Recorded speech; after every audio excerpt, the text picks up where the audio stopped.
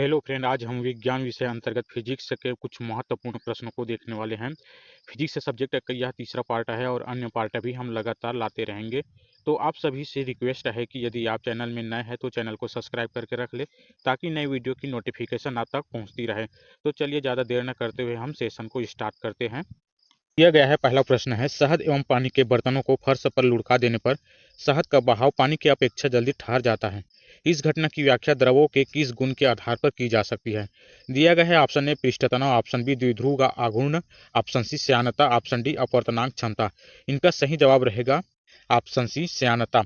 ये किस कारण होता है? आंतरिक घर्षण बल के कारण होता है, क्योंकि शहद में जो है खिंचाव आपस में ज्यादा होती है। अगला है प्रश्न क्रमांक 2, किसी क्रिकेट खिलाड़ी द्वारा किए गए स्पिन गेंदबाजी की व्याख्या भौतिकी के किस सिद्धांत के आधार पर की जा सकती है? दिया गया है, ऑप्शन ए बर्नौली प्रमेय, ऑप्शन बी आर्किमिडीज सिद्धांत, ऑप्शन सी न्यूटन के गति विषयक नियम, ऑप्शन डी कार्य ऊर्जा प्रमेय। इनका सही उत्तर रहेगा ऑप्शन ए बर्नौली प्रमेय। याद रखिएगा, बर्नौली प्रमेय के अनुसार जो है वेग एवं दाब के व्युत्क्रमानुपाती होता है। अगला है प्रश्न क्रमांक 3, निम्न में से कौन सा बर्नौली प्रमेय का उदाहरण नहीं है? दिया गया है, ऑप्शन ए वायुयान के पंखों की निर्माण आकृति, ऑप्शन बी आंधी आने पर घरों के छप्पर का उड़ जाना, ऑप्शन सी फुहारे के ऊपर छोटी गेंदों का नाचना, ऑप्शन डी पैराशूट से व्यक्ति का सुरक्षित उतरना। इसका सही जवाब रहेगा ऑप्शन डी पैराशूट से व्यक्ति का सुरक्षित उतरना जो है बर्नौली प्रमेय का उदाहरण नहीं है। ये बाकी तीनों हैं, ये सभी जो है बर्नौली प्रमेय का उदाहरण है। याद रखिएगा, श्यानता एवं सीमांत वेग के कारण जो है पैराशूट से व्यक्ति सुरक्षित उतर पाता है। अगला है प्रश्न क्रमांक 4, निम्न में से किसे सामान्यतः पूर्ण प्रत्यास्थ वस्तु माना जाता है? दिया गया है, ऑप्शन ए रबड़, option B quartz, option B मोम, ऑप्शन सी मोम, ऑप्शन डी गीली मिट्टी। इनका सही उत्तर रहेगा ऑप्शन बी क्वार्टज। क्वार्टज जो है सामान्यतः पूर्ण प्रत्यास्थ वस्तु माना जाता है। पूर्ण प्रत्यास्थ वस्तुएं वे वस्तुएं होती है जो विरूपक बल हटा लेने के पूर्णतः अपनी प्रारंभिक स्थिति में आ जाती है। अगला है प्रश्न क्रमांक 5, अनुप्रस्थ तरंगे पदार्थ की किस अवस्था में उत्पन्न की जा सकती है? दिया गया है, ऑप्शन ए ठोस, option B gas, option C द्रव, ऑप्शन डी तीनों अवस्था में। इनका सही उत्तर रहेगा ऑप्शन ए ठोस। अनुप्रस्थ तरंगे पदार्थ की ठोस अवस्था में उत्पन्न की जा सकती है। याद रखिएगा, इसमें माध्यम के कण तरंग संचरण की दिशा के लंबवत कंपन करते हैं। अगला है प्रश्न क्रमांक 6, विद्युत चुंबकीय तरंगों का तरंग दैर्ध्य परिसर कितना होता है? दिया गया है, ऑप्शन ए 10⁻14 मीटर से 10⁻2 मीटर तक, ऑप्शन बी 10⁻14 मीटर से 10⁻4 मीटर तक, ऑप्शन सी 10⁻12 मीटर से 10^2 मीटर तक, ऑप्शन डी 10⁻12 मीटर से 10⁻4 मीटर तक। इनका सही जवाब रहेगा ऑप्शन बी 10⁻14 मीटर से 10⁻14 मीटर तक। अगला है प्रश्न क्रमांक 7, किस माध्यम में ध्वनि की चाल सर्वाधिक होती है? दिया गया है, ऑप्शन ए ठोस, option B gas, option C द्रव, ऑप्शन डी सभी में समान। इनका सही जवाब रहेगा ऑप्शन ए ठोस। ठोस माध्यम में ध्वनि की चाल सर्वाधिक होती है। याद रखिएगा, इनकी प्रत्यास्थता द्रव एवं गैस से अधिक होती है। अगला है प्रश्न क्रमांक 8, जल में ध्वनि की चाल लगभग कितनी होती है? मीटर प्रति सेकंड में बताना है, ठीक है। दिया गया है, option A 180, option B 332, option C 875, option D 1450 metre प्रति सेकंड। इनका सही जवाब रहेगा ऑप्शन डी 1450 मीटर प्रति सेकंड। वायु में ध्वनि की चाल कितनी होती है? वायु में ध्वनि की चाल जो है 332 होती है, 332 मीटर प्रति सेकंड होती है। अगला है प्रश्न क्रमांक 9, बाहर के शोरगुल को हम अपने कमरे में बैठकर ध्वनि के किस गुण के कारण आसानी से सुन लेते हैं? दिया गया है, ऑप्शन ए परावर्तन के कारण, ऑप्शन बी अपवर्तन के कारण, ऑप्शन सी व्यतिकरण के कारण, ऑप्शन डी विवर्तन के कारण। इनका सही जवाब रहेगा ऑप्शन डी विवर्तन के कारण। विवर्तन किसे कहते हैं? अवरोधों का आकार ध्वनि की तरंग दैर्ध्य से तुलनीय होने की स्थिति में ध्वनि का मुड़ जाना विवर्तन कहलाता है।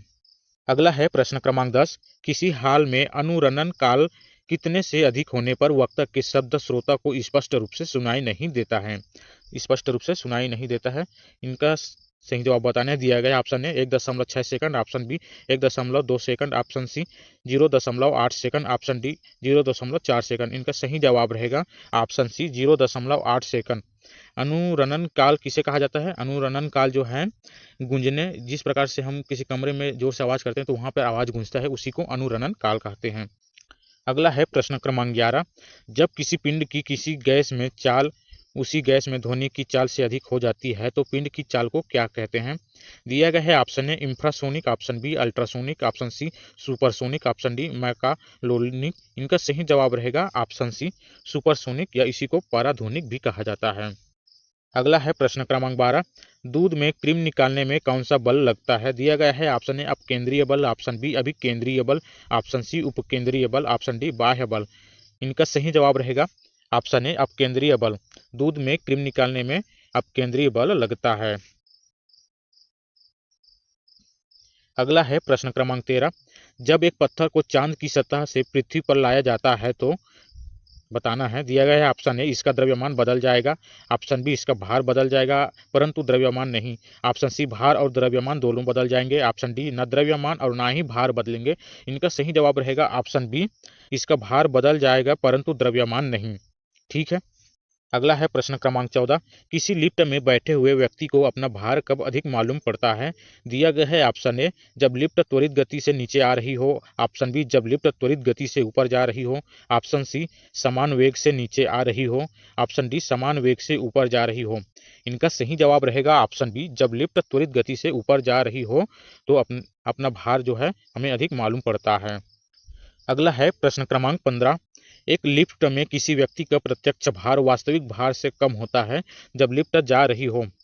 दिया गया है ऑप्शन ए त्वरण के साथ ऊपर, ऑप्शन बी समान गति के साथ ऊपर, ऑप्शन सी त्वरण के साथ नीचे, ऑप्शन डी समान गति से नीचे। इसका सही जवाब रहेगा ऑप्शन सी त्वरण के साथ नीचे जा रही हो तब हमें एक लिफ्ट में किसी व्यक्ति का प्रत्यक्ष भार वास्तविक भार से कम होता है। अगला है प्रश्न क्रमांक 16। पृथ्वी के गुरुत्वाकर्षण का कितना भाग चंद्रमा के गुरुत्वाकर्षण के सबसे नजदीक है? दिया गया है option A 1/5, option B 1/4, option C 1/6, option D 1/8। इनका सही जवाब रहेगा ऑप्शन सी 1/6। पृथ्वी के गुरुत्वाकर्षण का 1/6 भाग चंद्रमा के गुरुत्वाकर्षण के सबसे नजदीक है। अगला है प्रश्न क्रमांक 17।